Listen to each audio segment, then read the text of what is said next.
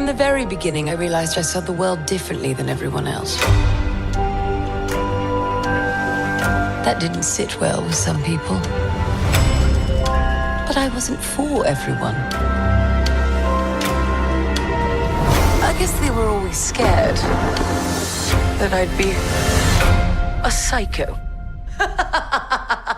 Olá, batedores de carteira e fashionistas implacáveis. Eu sou o Madu e ema, cada um com seus problemas. Nossa, velho. Não, faz de novo, Madu. Tenta de novo. Não, tenta de novo. Tá. Não, faz outra. Tá, vou tentar outra. Vamos fazer um filme das origens do Madu. É minha filhote de Ema. Ah, não. Não, a primeira tava melhor. Ei, pessoal, eu sou a Zizi. Por incrível que pareça, a coisa que eu mais gosto desse filme não é o figurino, são os doguinhos fofinhos. Gente, eu sou o Eros e eu tô me sentindo a Cruella. E, tipo, vou criticar o fashionismo do Madu e seus mocassins horrorosos aqui hoje. Quem usa mocassim, Ceros? Jamais, Madu. Jamais, Madu. Jamais. O Caio tem prova da ser de mocassim azul. Prova, quero ver. Prova que eu quero ver. Olá, e eu sou Fernanda, e eu geralmente venho aqui falar de monstro. Aí eu achei que eu ia falar de monstro, né? Mas quando eu fui ver, a Cruella não é tão monstro assim, mas enfim. E na verdade isso tudo foi uma desculpa, porque agora eu vou estar muito mais nesse podcast. Não falarei mais só de monstro. Vocês vão ter que me engolir. Não é mais a menina monstro, né? Nós vamos ter que arrumar outro apelido pra você. Não vou mais falar de monstro, mas eu estou aqui falando de monstro essa semana e semana que vem eu vou falar do Agent Smith, então, que também é um monstro. É a gente fazer um filme que a gente vai mostrar que, na verdade, o Agente Smith tinha suas razões por ser daquele jeito. Tinha, era uma falha da programação, no código do cara. Mas no fim, não vou contar mais não, deixa pro episódio da próxima semana. Muito bem, muito bem. A gente tá aqui pela 12ª vez para fazer uma análise tropológica. Nós vamos falar de Cruella, um filme de origem de vilã. Para manter o padrão, vamos fazer a análise passando pelos diversos aspectos que você já conhece: narrativa, personagens e linguagem. Então, faz carinho no cachorro e escuta aí.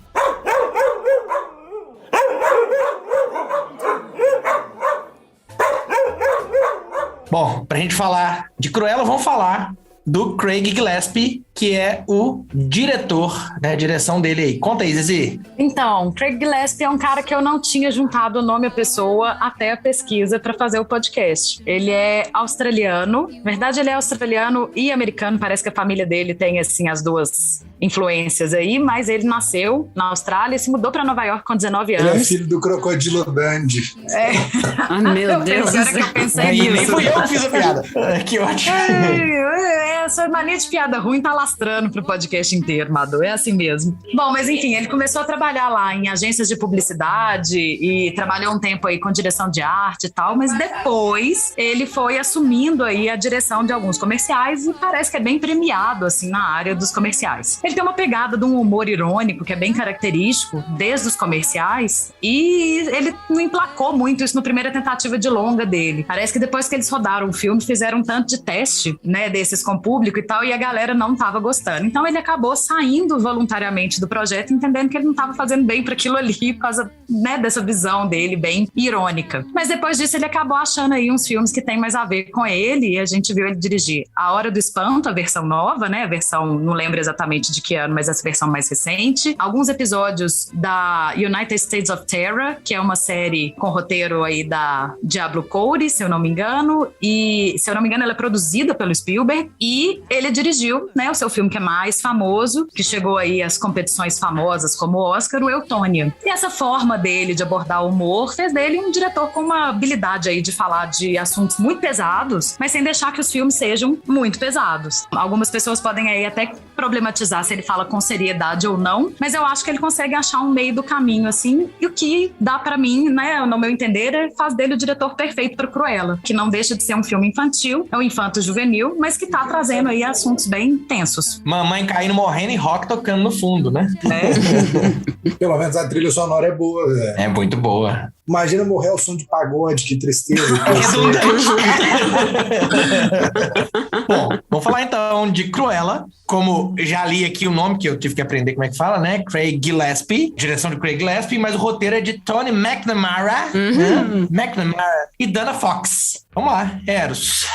tem uma menina com cabelo bicolor que ela é super rebelde e ela tem problemas na escola, etc. E a mãe dela, tentando evitar que ela seja expulsa de mais uma escola, resolve levar ela para Londres. Nesse caminho, a mãe para pedir grana, ajuda para uma conhecida e a mãe acaba morrendo, a menininha acaba ficando órfã e acaba conseguindo chegar em Londres, onde ela se junta com outros 2 amigos e acaba virando uma quadrilha de pequenos pickpockets, sacou? Pequenos assaltos. Adoro a versão do Eros, né? 2 amigos, a mãe morre. Tá tudo ótimo. Bom, a mãe morre mesmo, né? Mas eu gostei dos amigos. Pô, é sinopse de capa de disco VHS. A sinopse de Sessão da Tarde. Isso 2 aí. amigos entram em altas confusões. Enquanto roubam carteiras por aí. Exatamente. Por aí. Só que o grande sonho da menina é ser uma estilista e ela acaba conseguindo um emprego com o maior ídolo dela para posteriormente descobrir que esse ídolo dela não é tão legal assim. E aí entra toda a história das reviravoltas, né? Essa já é, tipo, a 8ª versão de Cruella. Na verdade, de histórias relacionadas aí aos 101 Dálmatas, né? Porque de Cruella é a primeira vez. Sim, mas, tipo, bebendo da mesma fonte e contando histórias semelhantes. E é super divertida, a trilha sonora é foda. O filme, apesar de... Ele não é um filme pra criança, né? Como normalmente da Disney são. Ele é um PG-13. E é um puta filme, uma trilha sonora foda. Emma Stone tá do caralho. A Emma Thompson tá melhor ainda. As 2 estão muito bem. O elenco, em geral, é bem legal. É um bom filme, vale a pena, assistam. Só uma pontuada, a classificação não é que não é para criança, mas é que é muito recomendada que as crianças assistam com a orientação dos pais. A questão do PG é que você assista, né, que os pais acompanhem e orientem, né? Tipo, não deixe o seu menino sozinho, vendo isso sozinho. Mas são para crianças acima de 13 anos, em tese, né? Menores de 13 anos, você assiste acompanhando, né? A recomendação mora na orientação dos pais, né? O pai supervisionando. Por exemplo, as minhas sobrinhas aqui super assistiram, elas são super, né? A família acompanha as regras, né? De orientação, elas assistiram, mas com orientação dos pais. Eu gostei bastante, eu não esperava, eu fui ver assim, né? Porque a gente combinou de fazer aqui o podcast e tal, eu fui ver assim, tem que ver, né? Mas me surpreendeu muito desde o início, o ritmo dele é interessante, apesar de eu achar que não precisava ter 2h30 quase, mas o ritmo é bom, é muito bem produzido, né? A trilha sonora, o figurino também, toda a caracterização, né? Os cenários e tal, e a história também, eu achei as atuações, como vocês comentarem, me surpreendeu, assim, achei um filme divertido, sabe? Eu também achei, foi um filme bem gostoso de assistir, né? Assim, apesar de ter aí essa temática, né? De ter essa classificação mais intensa aí pra proibindo criancinhas de assistir desacompanhadas, eu achei um filme gostoso de acompanhar. E eu que, né, já trabalhei aí com modo figurino, realmente essa parte do filme, assim, os meninos ficam aí falando da trilha sonora que é foda, e ela é mesmo, mas o figurino, puta que pariu, é tipo inacreditável o que eles fazem com aquele figurino, né? E os dados... cheio, né, Zizi? Não, prato cheio. E os dados, assim, de informação, de número de figurinos feitos, de horas que cada um deles demorou, assim, ele é muito além de um desfile de moda, né, assim. E as interpretações, né? Tipo, só entre as duas tem mais de 70 figurinos, né? Só tipo entre a isso. Cruella e a Baronesa. E a Baronesa. E ele tem umas interpretações, assim, de uma mistura de um punk que não é obviamente punk, porque ele é modernizado, que é bem interessante, né? Os figurinos, especialmente os da Cruella, quando ela começa a aparecer com aquelas criações, né? Aquele embate ali de moda da Cruella com a Baronesa, aquilo é muito espetacular. Sim. Agora, conversando com as amigas que são mães, ele me trouxe uma questão. Essa nossa nova onda de contextualizar aí a história dos vilões tem trazido uma confusão na cabeça de algumas crianças, porque, como o Eros disse, é o que? A 8ª versão, né? De que se toca, né, nessa história no cinema. Então a criança assiste lá o 101 Dálmatas e vê a Cruella querendo pegar os filhotes. Eu esqueci o nome dos 2 cachorrinhos, né? Pai do 101 Dálmatas. Mas, enfim, Enfim, e aí ela vê esse filme que te fala que a Cruella não é exatamente vilã, que é até ela quem dá os bichinhos pros dois, né? Que eventualmente, se tiver uma continuação, a gente imagina que se eles forem seguir a história principal, eles vão juntar aí os dois personagens, que eu também esqueci o nome. Pombo e Perdita, Anitta e Roger. Isso, a Anitta e o Roger, né? Que eles vão eventualmente juntar os dois. O casal de humanos que tem o casal de cachorros. É, mas é que se existir um Cruella 2, a gente sabe que provavelmente vão juntar a Anitta e o Roger, né? E que vão casar, é assim que acontece o casamento da Perdita e do Pombo. E que depois a Cruella vai caçar esses filhotes. Então a cabeça das crianças dá uns nozinhos aí com essas questões e, tipo, a cabeça dos adultos também, que como que você explica? Porque acaba que a gente acabou criando aí um momento em que nenhum vilão é vilão e tudo pode. Então, algumas mães ficaram, né? meio sem saber como conversar isso com os filhos e explicar que, tipo, não, ela era vilã, mas agora o mundo mudou. Então a gente tá contando que vilão, na verdade, é uma pessoa com problemas e pouco aceita, né? Mas ela continua sendo a personagem que caça os filhotinhos da Perdita e do Pombo. Essa relativização, pra mim, vamos dizer, é o problema Disney da época, né? A Disney tem uma princesização da época, e lá atrás era a princesa, vamos dizer assim, né? Bem e mal. Agora é a princesa relativizada, né? E daqui a pouco muda também. Isso, né? A linguagem vai mudando, a discussão vai mudando. Mas ficam uns pontos até, assim, meio dúbios, né? Porque quando você pega o Malévola, até, assim, é isso que a Zizi falou, né? A gente desconstrói a situação e tudo, e assim, e aí desconstrói o próprio acontecimento do filme, né? Do filme original. E nesse aqui é esquisito, porque assim, como você vai relativizar matar um tanto de cachorrinhos? E aqui eles não relativizam, na verdade eles até desconstrói isso. Na verdade, porque assim, eu não sei vocês, mas quando eu vi os cachorros, eu fiquei até o final do filme achando que ela ia matar os cachorros em algum momento. Fiquei, meu Deus, ela vai matar os cachorros. Ela não mata, né? Muito pelo contrário e tal. Então, assim, a gente nem tem um processo, apesar de o filme criticar em alguns pontos o comportamento dela, no final um pouco que desconstrói isso. A gente, tipo, a narrativa meio que perdoa ela.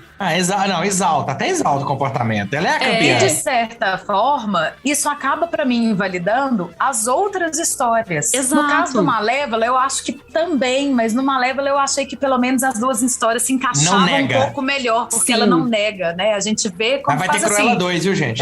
Imagino que sim, né? Depois desse sucesso. Não, já tá garantido, já tá confirmado. É Marvel.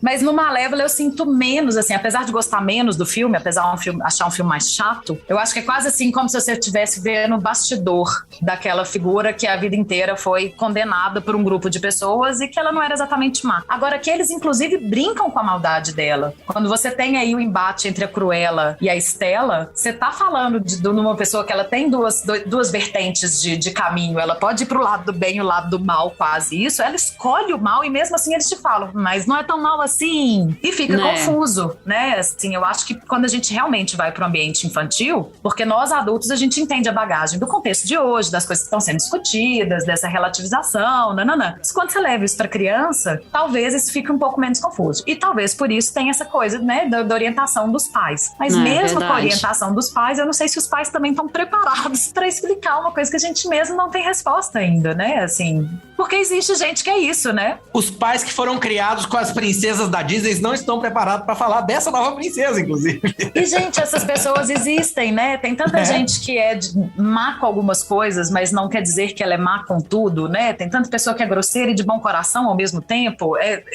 Né? Essas ambiguidades existem no ser humano, né? Tipo, é fofa com a família, mas é filho da mãe com os demais, o Eros, né? aí, gente. A gente tem o Eros.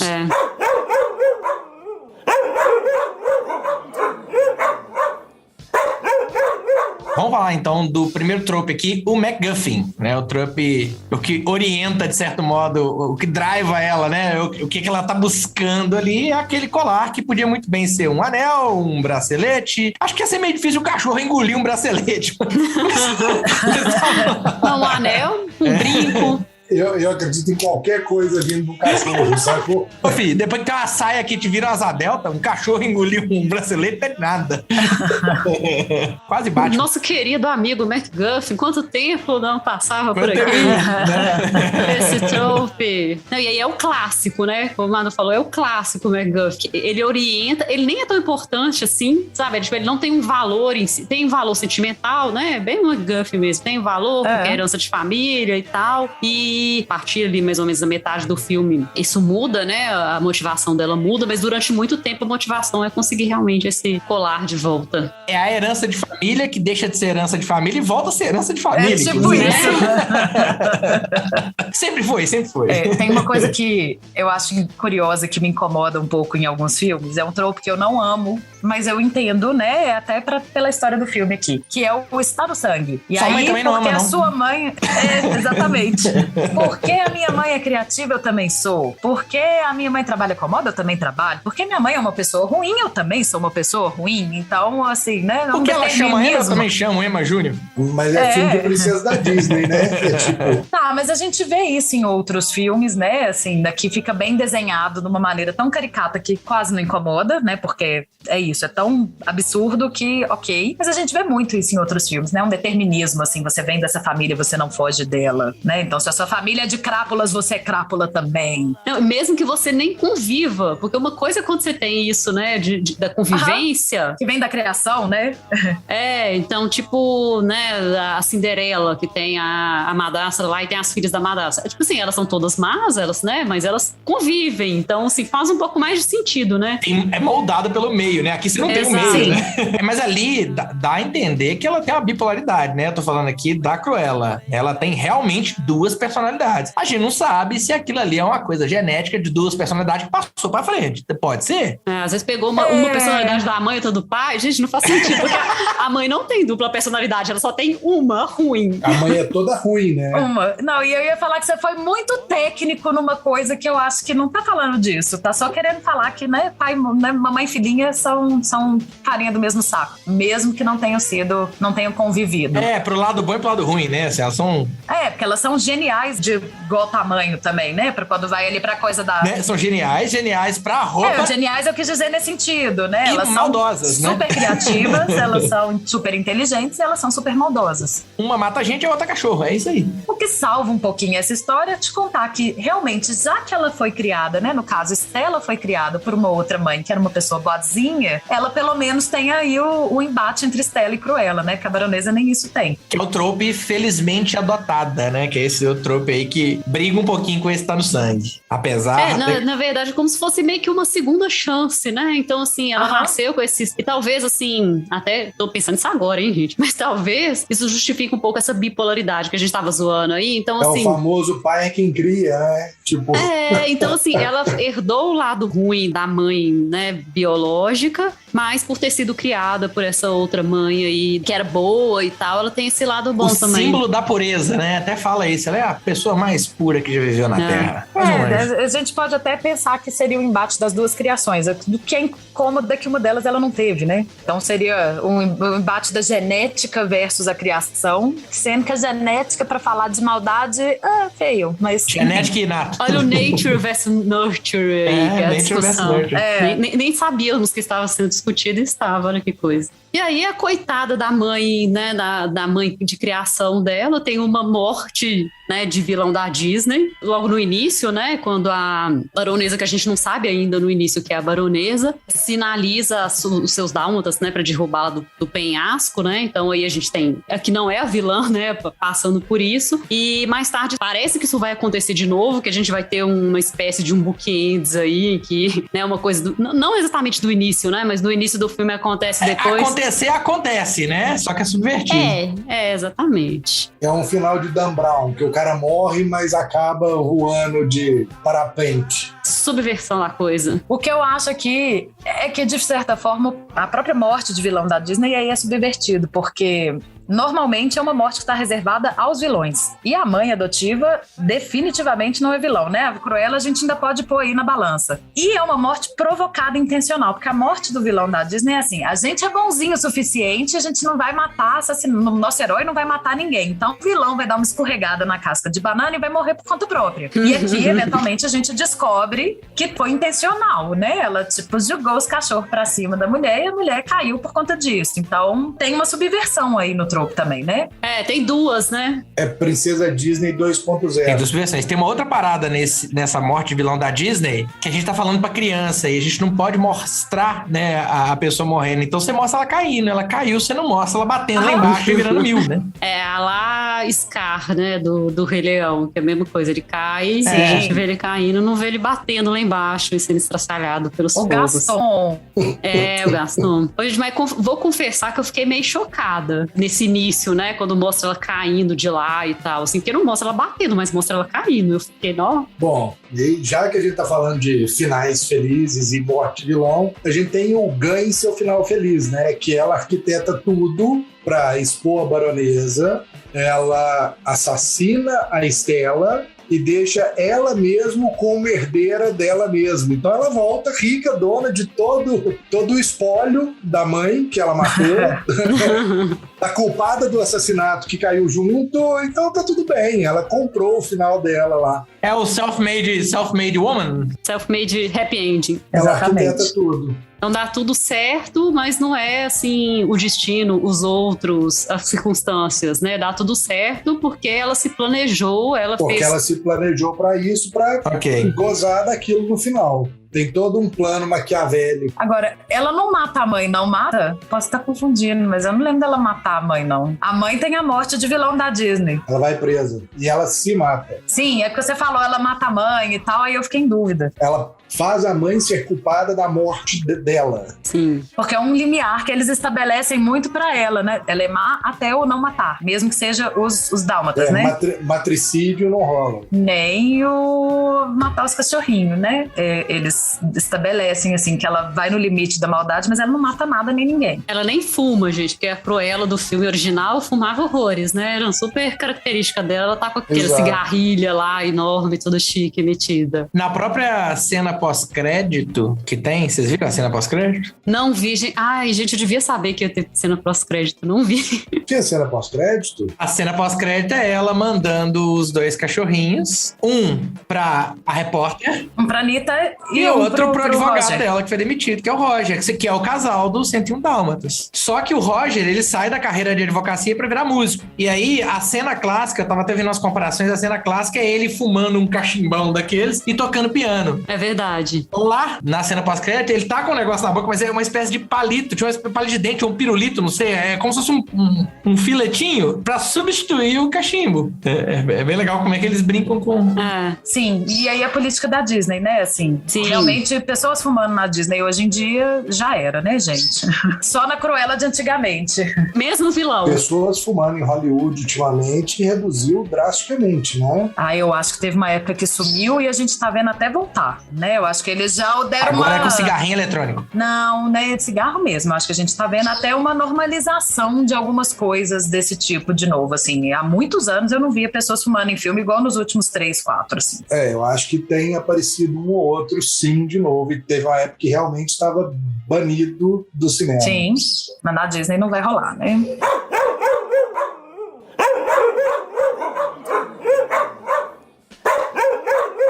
Vamos falar dos tropes de personagem, então? Hoje é uma brincadeira besta, né? Mas eu senti falta do Devil, da Cruella Devil, a Cruella Má. O nome é muito, muito zoeira, né? O nome é muito bom, né? É muito bom. Então, e a piadinha, eu achei um bom momento de introduzir da onde vem, né? E brincar até que tira o demoníaco da origem. Não é por causa do diabo, é por causa do carro.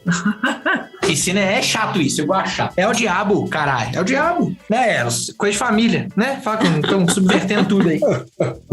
Falando dos personagens aqui, a gente tem, assim, um desfile de chefes horríveis, né, nessa história. Se tem... acho que quem escreveu o roteirista aí pode ver quem que era o chefe do roteirista, que eu acho que ele não gostava muito, não curtia muito não, né, que a gente tem aqui a biografia do cara, do roteirista. Tipo isso. Que o chefe mal, né, o Bad Boss aqui, a gente tem...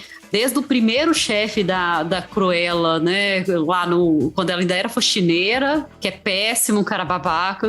De uma forma engraçadinha até, né? Aí depois ela pega uma outra chefe péssima, que é a baronesa, uma super sociopata que trata mal e xinga e até corta. Isso é muito vazinha. O quê? Por que falar que o primeiro chefe é um bad boss de uma maneira engraçadinha? Não, Ele é insuportável, mas é porque realmente a que vem depois é assim, uma sociedade. Não, mas ele é meio caricato, sabe? Ele é caricatão. Não, sim, Ele é eu tô te enchendo o saco, totalmente só porque ele me irrita, né? Tipo, Não é ele que é engraçado, as cenas são engraçadas, né? Que tem a música, né? Que é uma música bem, né, pra cima, um rock bem pra cima. Então, ali naquela parte, assim, você fica com ódio dele, mas você não sente assim, nossa, coitado desse povo e tal. Você pensa, né? Você pensa assim, coitado eu desse ia povo. falar, eu penso sim. Pensa assim. Síndrome do pequeno poder esse daí, babaca.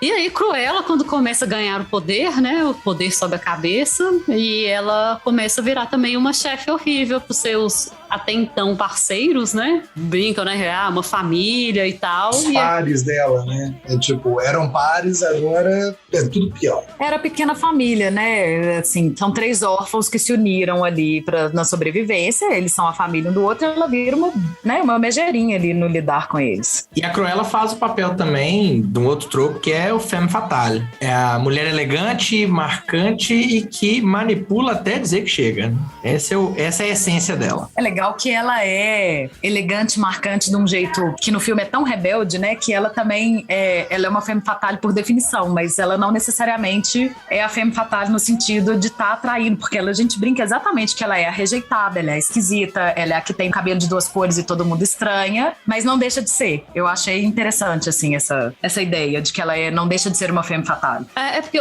no filme, né, assim, não tem nada de nenhuma menção a qualquer tipo de relacionamento sexual ou romântico, né? Isso não tem uma sugestão de um possível romance dela com o outro menino, né? Com o Jasper. Mas passa assim, bem assim, né? Bem sugerido ali. Mas o fato dele não abandonar ela, né? E ponto já fica meio que tipo manipulação total. Até porque a gente também tá falando, gente, de uma femme fatale dentro do contexto Disney, né? Não ia ter conotação sexual explícita, não hoje, né? Não tem como. Se isso fosse um filme 18, ela ia ser salto no saco, né? Pá! Faz o que eu tô mandando. Deve ser mulher gato, né? Ela ia seduzir o tempo inteiro, só isso. E assim, ela é mal, de novo, a dualidade que a gente fala, ela fica ali, ela é má, mas não é, mas a gente perdoa. Ela é sacana com o povo, né? Ela é o bad boss, mas depois ela não é mais e tal. E aí tem a questão aí de como ela lida com os dálmatas, né? Até o cachorro dela inicialmente, né? Tem um trope aí do pet the dog, né? Então, assim, a gente é mal, mas a gente gosta de animaizinhos. Porque, assim, na verdade, às vezes até, né? Quando a gente quer mostrar num filme, e o 101 Dálmatas original tem isso, um vilão é mal mesmo, é mal que nem o Pica-Pau, a gente faz ele maltratar animais. Porque, nossa, maltratou o cachorro. É o kick the dog, né? Chute o cachorro. Ou maltrata animais ou maltrata criancinhas, né? Tipo, a definição, assim. E aqui a gente tem meio que o contrário. Tipo assim, ela é má, porém ela gosta dos animais. E assim, ela, que é a vilã famosa por matar cachorrinhos, nesse filme ela trata bem os cachorrinhos, né? Entender? Mas esse eu acho que é o momento que o filme usa pra estabelecer que eles não estão chamando ela de vilã, né? Esse é o limiar ali dela, né? Então, o fato dela ter esse momento pet the dog é exatamente, opa, a gente tá contando que a Cruella não era tão má, a gente tá realmente mudando a história dela. Vamos ver aí no 2, o que ela vai fazer com 101 filhinhos do Pongo e da Perdita. Tem um aí que eu acho, normalmente, são cenas de humor, né? Assim, assistir o seu próprio funeral. Nesse filme nem é muito bem humorado, né? Mas eu fico lembrando do Ross fingindo que morreu pra poder ver o que os coleguinhas de faculdade falam dele. Então eu acho que esse momento, né, dessa curiosidade, mórbida. Quantas vezes a gente já não brincou? É uma curiosidade mórbida, mas assim, é porque ela não é de como eu vou morrer também, né? Ela é de tipo, o que as pessoas falariam no meu funeral, né? Já me fizeram essa pergunta, eu lembro das pessoas, né, do adolescente, o povo perguntando, e aí, você já teve curiosidade de saber quem ia, como as pessoas iam falar e tal? E aí a Stella consegue, né, se fingir que morreu, virar Cruella e assistir o próprio funeral. Tem aí um outro trope que eu acho divertido, que é o age cut, que ele sempre pega a gente de surpresa, apesar de ser um batido, né? Que é aquele corte que te mostra passagem de tempo, e que nesse filme é divertido, né? A gente vê dela pintando o cabelo, ela abaixa pra lavar a tinta e na hora que ela levanta, ela é a Emma Stone. Você fala, eu não esperava isso acontecer. Ao som de She's a Rainbow dos Stones, né? E tipo, a montagem é muito foda com a música. E conceitual, né? As músicas todas têm um significado além do fato de ser divertida, né? Não, ela quando vai pra trabalhar pra baronesa que tá tocando Nina Simone, puta que pariu, velho. Do caralho. E ela dirige igual a maluca, né? Que é o trope Drives Like a Crazy. Ela já fazia isso no desenho, né? Com aquele carro, aquele hot dela lá, né? Que ela vem acelerando igual a maluca. E aqui é a mesma coisa. Inclusive tem a cena, pergunta, né? Assim, não, você dirige? Não sei. Ela nunca aprendeu a dirigir. Ela é um talento nato, ela sabe dirigir. É uma das horas que eu acho que a atuação da Emma Stone ganha uma força, porque ela tem uma postura mesmo, né? A coisa do corporal dela. Ela vira a Cruella do desenho quando ela tá dirigindo, mais do que em qualquer outro momento. Pra mim, pelo menos. E ela já tem esse jeitão meio maluquinha, né? Assim, todo personagem dela é o olho esbugalhado, aquela cara meio de... Mas ali ela tem uma corcunda, assim, de que parece que ela não cabe no carro direito, né? E aí ela tá encolhida, o ombro vai pra frente, de um jeito que é a Cruella do desenho, né? Acho que foi uma escolha, né? Foi uma escolha dela como atriz, né? Que é muito legal. Aí, saindo um pouquinho da Cruella, né? Que assim, né? Afinal de contas, é a personagem principal, o nome do filme. E a gente tem aí, falando de outros personagens, né? A baronesa, por exemplo, né? Que ela tem o trope aí, mas pra mim era terça-feira. Que quando a Cruella acusa ela, você matou minha mãe, né? Eu não sei se ela fala mãe. Você matou alguém. Ela fala, você vai ter que ser mais específica do que isso. Exatamente. Revelando, assim, que ela, né, já matou mais de uma pessoa aí na vida. Mais de uma, mais de duas, mais de três. E vai saber quem mais, né? Então, temos essa baronesa aí, sim, vilã, né? E talvez por isso até que a Cruella não fique como vilã total, né? Também em contraposição, né? A essa claramente vilã. O que eu acho um problema desses filmes novos da Disney, talvez more um pouco aí também. Quando você relativiza aquela vilã, você acaba criando um outro vilão que também é unilateral, né? E a gente viu isso no Malévola também, que o príncipe lá, o rei, não lembro direito, é o rei, né? É o pai da Aurora. Ele é um super vilão. E aqui a gente faz da baronesa uma super vilã. Disney 2050. História de origem de vilão de filme de vilão que não era vilão, sabe? Tipo isso. Não, ou vai ser o contrário, vai começar a mostrar que os mocinhos eram vilões também. Isso é o que mais tem, né? Desconstruir a desconstrução. Aguardemos.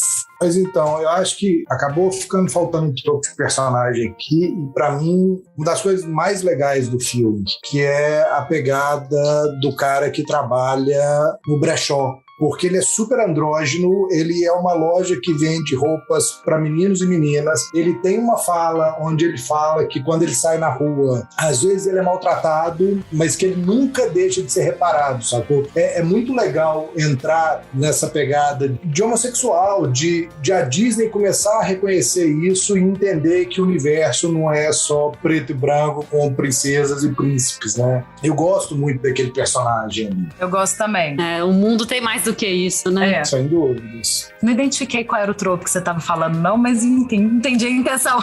Eu não achei um trope que falasse o que é, mas é bem isso, sacou? Bom, a gente pode pensar aí que tem um trope clássico, né, que é de colocar a figura do homossexual como criativo e artista. Essa eu acho que é uma associação bem comum. Que no caso da Disney, ok, legal, a gente tá vendo a Disney ampliar aí o repertório, massa. Mas no caso da vida real, eu também acho que, tipo assim, gente, né, vamos aumentar aí essa nossa bagagem, nossa referência, porque não é só isso, né? Nem todo artista é gay, nem todo gay é artista e por aí vai. Falando de outros personagens, a gente tem aqui também o trope, que na verdade eles chamam do Girl Friday, que aí vem da sexta-feira, né? O parceiro, o amigão lá, o ajudante do Robinson Crusoe, né? Da literatura aí, que é tipo um fiel ajudante mesmo. Geralmente isso no filme vem representado por uma mulher, né? Uma mulher que é a fiel ajudante do herói do filme. Não, assim, ela é uma ajudante no sentido assim, ela não é a action girl, né? Não é ela que vai bater no pessoal, ela também não é uma donzela que precisa ser salva, nem um par romântico. Nem é exatamente um sidekick, né? Porque ela não vai pra batalha, sabe? É aquela pessoa que fica fazendo, é ajudante mesmo, tipo assistente, sabe? O assistente que resolve as pequenas coisas. Tá nos bastidores. E aí a gente tem aqui da da baronesa, né? E a gente pode até falar que acaba que a Cruella faz isso com os dois que seriam os pares dela, né? Que a baronesa tem isso bem claro, né? No Jeffrey e no John, e acaba, né? O John acaba até meio que virando de lado, virando, né? Ele passa a fazer a mesma função pra Cruella, né? Exato. E eu acho que o próprio Artie pode entrar nesse conceito aí também, né? O cara do brechó. Porque os outros dois, de certa forma, eu ainda entendo eles como uma espécie de sidekick, né? Eles são ali mais parceiros no crime do que o Artie. Mas o Artie eu acho que entra bem aí também. E o John depois, né? A Cruella nem quando tá fingindo ser, ela é, né? Não, se bem que no momento com a baronesa, no primeiro momento, ela é, né? Ela é também essa ajudante, mas eu acho que né? é uma função diferente. Ali ela é mais funcionária mesmo do que uma ajudante. Ela é quase escrava. E também depois ela vai pra batalha, né? Porque ela tem um trope do Kung Fu, que é Kung Fu com bengala. Ela dando porrada em todo mundo. É uma ótima cena. Que é super legal. E aí, gente, falando dos bichinhos. Pra mim, o melhor é o iPad of Power, sacou? Porque o cachorro... O cachorro é muito feio, velho. Tipo, e é muito fantástico. Ele usa, cara, ele usar um tapa-olho é muito bom, sacou? Porque ele é feio, ele é descabelado, ele é meio mal encarado. Usa um tapa-olho, ele é um exímio ladrão, sacou? É tipo, o cachorro abre cofre, galera. Me ajuda, né? Daí você acaba puxando um outro trope, que é a aptidão animal ampliada, né? Assim, tipo, os cachorros ali do filme têm capacidades muito maiores do que um cachorro da vida real. Mas a gente deixa passar. Não, muito maiores que um ser humano. Mas a gente deixa passar, né? Que eu acho que uma das coisas mais legais é exatamente assim, a quantidade de trope relacionada aos cachorros, porque afinal de contas eles são personagens mesmo do filme, né? O Wink e o Buddy são personagens aí, o Wink principalmente. A gente tá vindo de 101 Dálmatas, que a essência era o personagem, era o cachorro, Isso. E o cachorro é quem fazia as coisas, né? Os humanos são totalmente colaterais.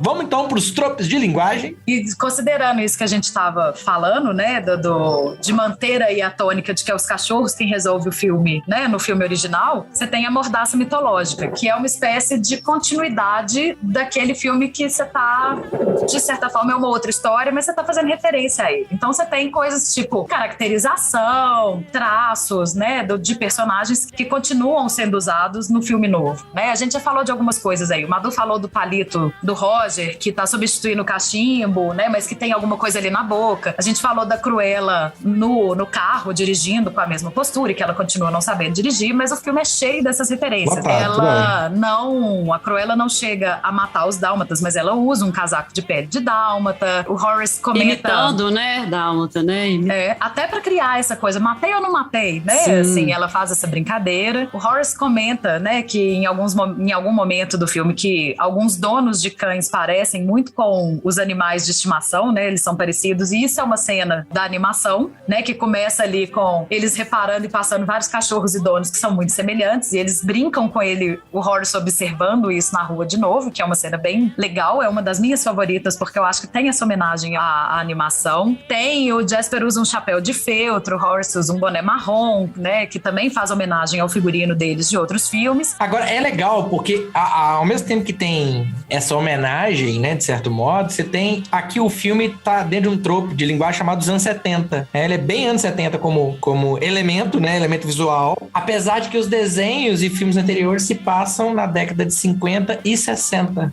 Então, né, o filme que acontece depois se passa em 50 e 60. Ou seja, é natural que haja uma evolução até do próprio 101 Dálmatas. A gente talvez tenha outro pra frente aí, né, um reboot disso. Mas é curioso porque, mesmo não estando na mesma era, né, do original, né, dos originais, digamos assim, dos primeiros filmes, o figurino, por exemplo, pelo menos, ele mantém uma coisa tão lúdica que ele tem a coisa datada, né, assim, você vê, quem entende de moda vai reconhecer, de história da moda vai reconhecer que ele tá ali nos anos 70, mas ele também pode acontecer meio que quase que em qualquer era, né? Você tem os anos 70 de referência, tem talvez no máximo um clima retrô como os outros tinham, mesmo que você não localize exatamente que década que é. E aí a gente já falou disso hoje 500 vezes, tem o pornô de figurino, gente, que é um orgasmo esse figurino e não dá nem pra falar mais, que é isso que a gente já falou muito lá no começo, que é maravilhoso. Eu queria todos os figurinos da Cruella, gente. Principalmente os do dia a dia. Não são nem aqueles gigantescos, aqueles do lixo, né? Não, eu queria os do dia a dia mesmo. Nossa Senhora.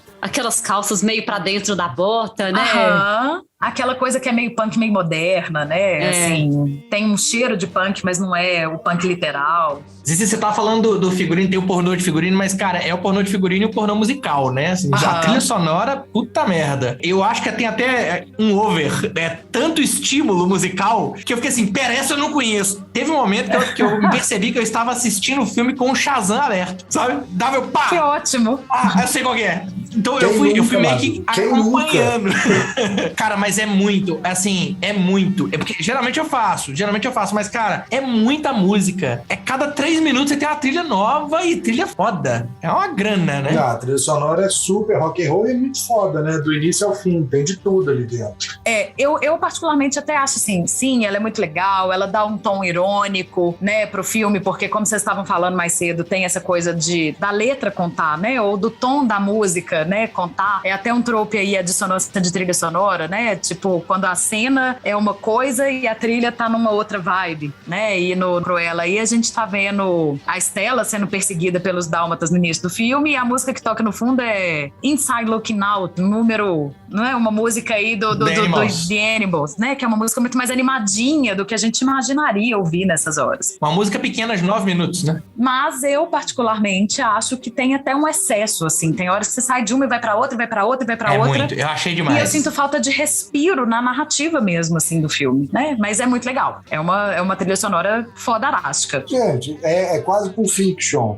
Pulp Fiction não. Pulp Fiction tem muito mais respiro. Pulp Fiction você tem 10 trilhas marcantes, 15. Aqui você tem, sem exagero, umas 50. É assim, é absurdo. Você não tem silêncio. Bom, tinha uma coisa que a gente tava falando agora há pouco, né, a respeito da época que o filme passa, dos anos 70, né, um trope que é legal é a história politicamente correta, que é, tipo, ele contextualiza uma Londres ali dos anos 60 e 70, mas de uma forma bem diferente de como a Londres era efetivamente, onde ninguém fuma, que era uma época onde, sei lá, mais da metade da população de Londres fumava, do Reino Unido, e o fato da diversidade, do Art ser um personagem andrógeno, onde ele tinha uma escola com pessoas de diversas etnias, gente de todo tipo. Apesar de ser uma escola de gente rica que a Cruella estuda.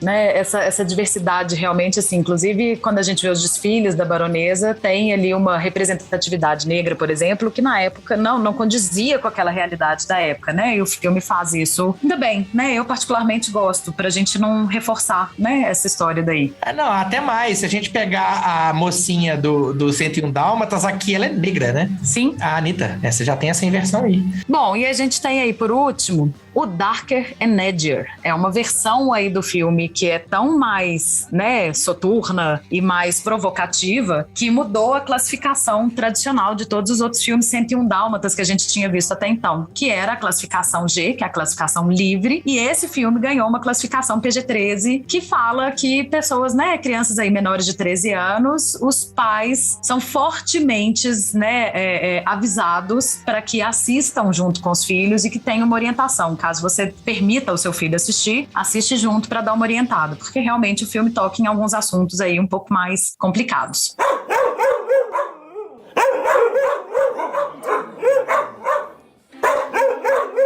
Pra fechar, fazer uma brincadeira aqui. Tá tendo uma tendência cada vez maior de filmes de origem de vilão, né? Vimos Joker recentemente, Cruella, falamos da Malévola. Bom, e eu acho que vai ser difícil pensar isso assim, mas se pudesse pensar um vilão que pra você foi marcante e que você queria, sei lá, fazer esse filme de origem, de quem que vocês gostariam de ver? O do Eros a gente já viu, né? Tá lá o Bebê de Rosemary, não tem tanta graça. Inicialmente eu pensei, sugerir aí, mas o pessoal não curtiu muito a origem do demônio. Episódios futuros o aí. Pazuzu. O Pazuzu, no caso, tá mais na Bíblia, especificamente. Tá na Bíblia. Tem, né? Tem uma historiona grandona de origem dele, várias páginas. Gente, mas eu pensando, eu fiquei impressionada de tanto que, na verdade, que já tem, né? Que já tem filme de origem, na verdade. verdade, assim. Geralmente em Todo séries, grande né? vilão faz origem, não tem como não fazer, né? Ah, pois é. Tem que dar uma contextualizada, né? Eu pensei em olha só, dando um twist aí da coisa, que eu queria saber do Hall 9000, a Olha inteligência. só! Tá roubou o meu! Ah, não acredito! Você é muito paio, Fernanda! Falei primeiro. Não, mas adorei a pegada. Um programador mauzão, né? Programando. O vilão é o programador, né? Aí já não é o. Não, é sobre como a inteligência, os vieses da inteligência artificial. Olha que moderno. Foi basicamente o Exterminador do Futuro, né? Skynet. Aham. Ele aprendeu a lógica e depois virou o HAL 9000. Exatamente. Ah, gente, Só mas que a gente falou de Matrix, ela lembrou disso. aí foi O mesmo. começo do Matrix estava ali. Não, e eu pensei também no Agente Smith, mas eu falei, também já explica no filme, então acho que não faz muito sentido, não. Aí eu fui A pro origem HAL dele tá mesmo. no filme, inclusive, como vilão, né? Exatamente. Aí por isso que eu fui pro HAL mesmo. Eu assistiria esse filme. Teria que ser muito bem feito, mas acho que poderia ser um filme legal. Ia chamar o quê? 1998, a origem de Hall. Tá aí, ó, fica a dica aí, gente, povo de Hollywood. Olha, tem um vilão que eu tenho um apego, que eu não sei muito explicar porquê. Talvez o simples fato de eu achar o figurino dele bonito, charmoso e ele assimétrico e eu gosto, que é o Vingador, do Caverna do Dragão. Tá aí uma história que eu ia curtir e acompanhar. Até porque a gente acha que tá demorando muito o Caverna do Dragão chegar no cinema. Real, oficial, Não num é? filme bem feito. Cadê? Daí Né? é um filmaço, cara. E começar essa história aí, contando a história do Vingador, ia ser legal. Não vale os fanfic que rolam por aí, não. Eu quero um de verdade. Ai, depois da Fernanda ter roubado o meu vilão na alta, Eu não sei que opinião dar, né? Mas você já deu. não, assim, pra agradar o Madu, eu podia pedir o Tyler Durden, mas eu não vou agradar o Madu. Gente, mas de certa forma, eu acho que o Clube da Luta inteiro é um filme de origem do Tyler Durden.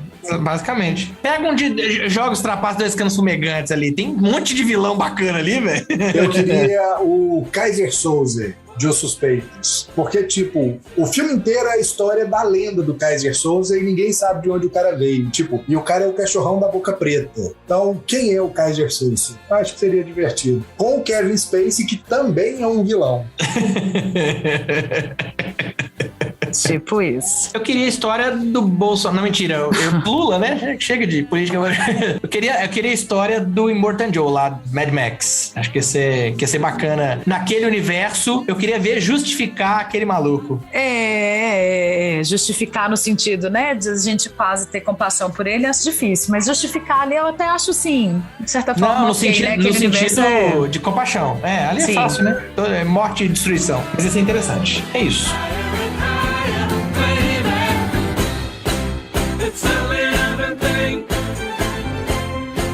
It's a terrible thing to lose. It's a given thing. What a terrible. O que? Conta a história pra gente. Não curtiu, bom. não?